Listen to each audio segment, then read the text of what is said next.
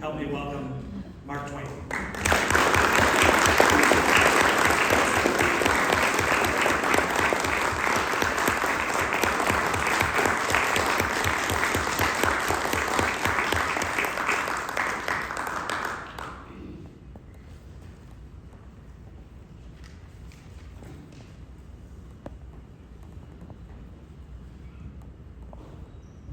Thank you.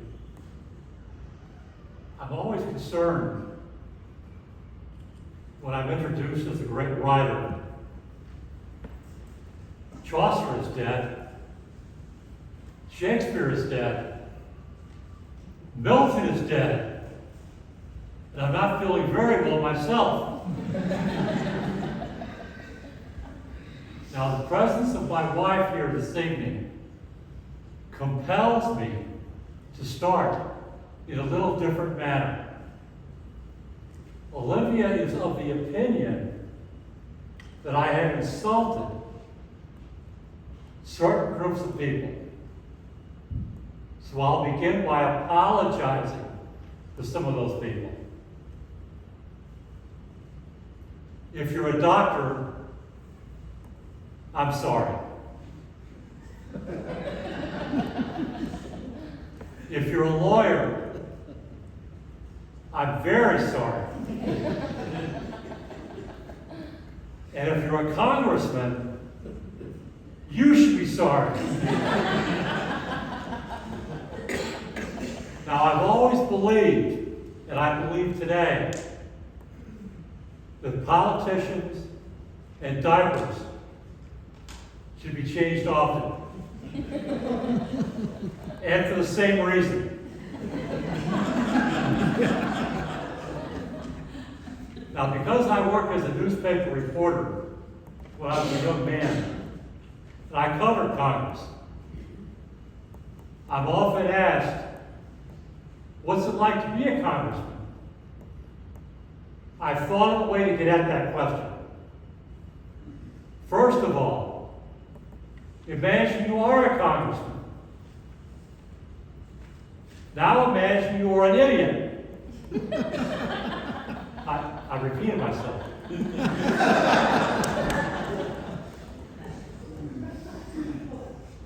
Now tomorrow is the 4th of July. It's the day we dance on the bones of old King George III. It's the most dangerous day of the year in America.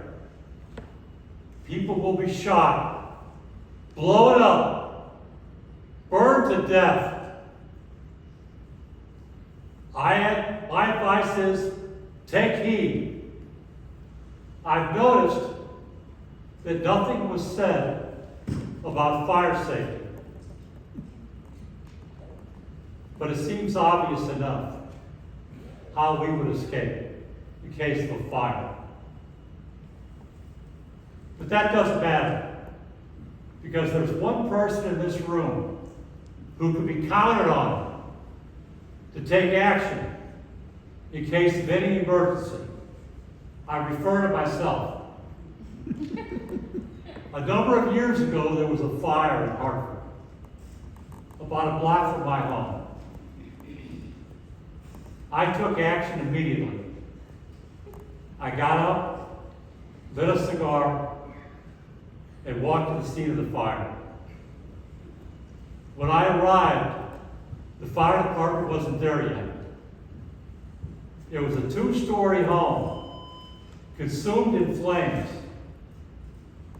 There was a man standing in a 2nd-story window, crying out for help, pleading for help. Nobody did a thing. Everybody stood and watched. Everybody but me. I called for a rope. When the rope arrived, I threw one end up. The man caught it. I said, tie it around your waist. He tied it around his waist, and I pulled him down.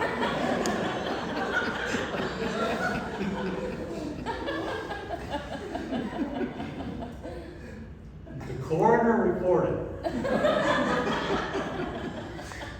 that the man died with no burn injuries.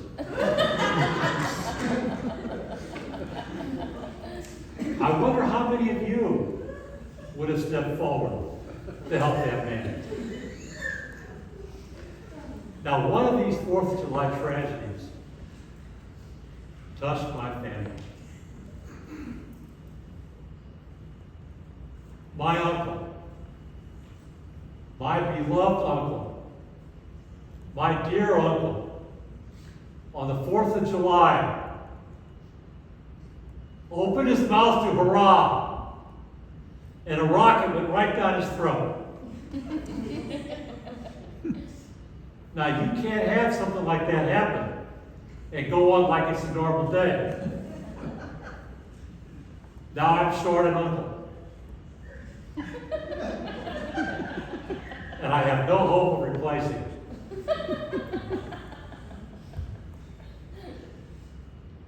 Now, when I travel to England, I'm always asked, what is an American?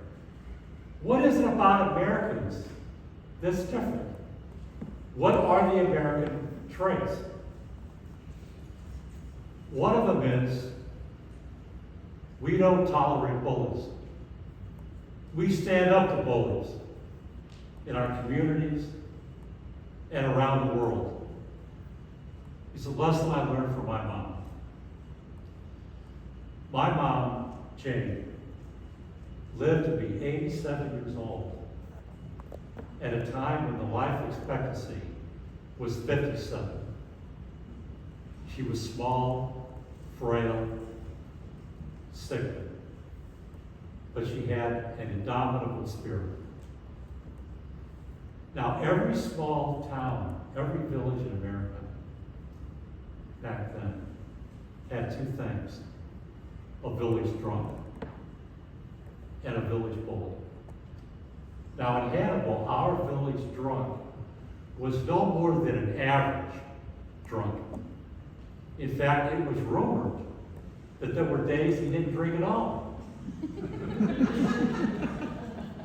And to prevent a scandal, when he was sober, he stayed home. So no one would find out. But our town bully, I'd put him up against anyone. He was a huge man, hot-tempered, ready to fight at the drop of a hat. And I remember seeing grown men who I thought were afraid of nobody. I saw them cross the street for fear of walking past the bully. It was rumored that he beat his teenage daughter. One day, my mom and I were at home, and our door flew open. And the teenage girl rushed in, saying, "He's after me." And she cowered in a corner, pleading for help. It was the bully's daughter. My mom stood up, walked forward, stretched her arms across the door, blocking it. Within seconds, the shadow of the bully appeared. And then there he was, this huge man, towering over my mom. I feared the worst. But when my mom didn't move, he hesitated. He had never faced that situation.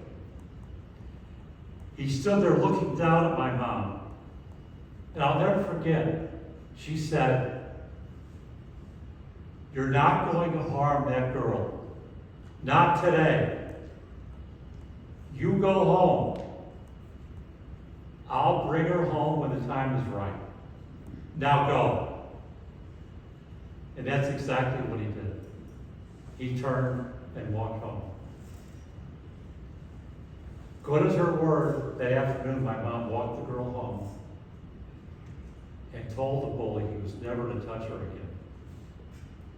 I can't tell you for sure if that ever happened, but I know my mom stood up for her from that day forward. From that day forward also,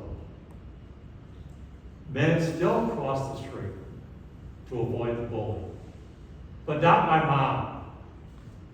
When my mom passed the bully on the sidewalk, the bully would tip his hat and say, "Good morning, Mrs. Clemens. Good afternoon, Mrs. Clemens." He had finally found the person who would stand up to him. And I believe that's an American trait.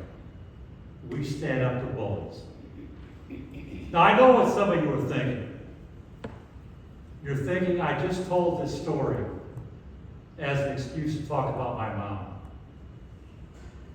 And you're right.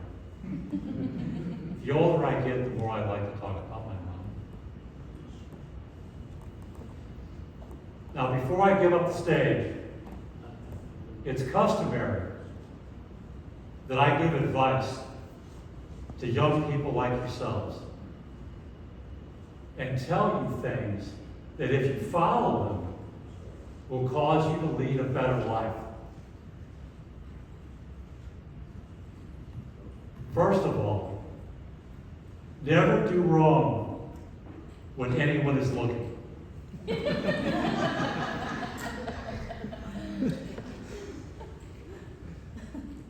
You young people, this is for you. Always obey your parents when they're around. If you do that, they'll think it's your idea, and then they won't watch you so carefully, and you'll get away with a lot more stuff. Trust me. If someone wrongs you, don't strike out in anger. Wait your chance and hit them with a brick.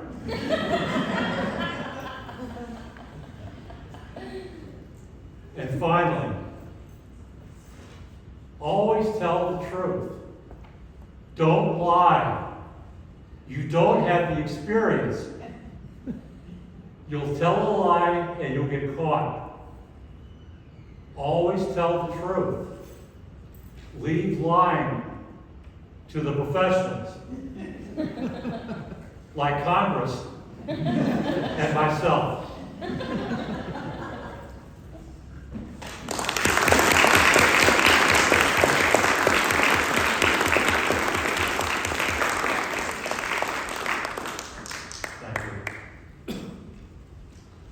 The picture on the screen is Lee Tyler. Lee Tyler gave a speech here 1 year ago. The speech was about his father, who was a World War II pilot. Don Steichen worked with him so he could do the speech as an interview. Lee was on oxygen that day, and he had the courage to do the speech while he was on oxygen. He couldn't stand. He had to sit. Lee Tyler died 2 months after he gave his speech here in this room. Lee Tyler was a patriot, Vietnam veteran, lifelong Toastmaster, Christian, mentor to more people than I could possibly count, including myself. And I just wanted to have a chance to take a minute to remember Lee tonight. Thank you.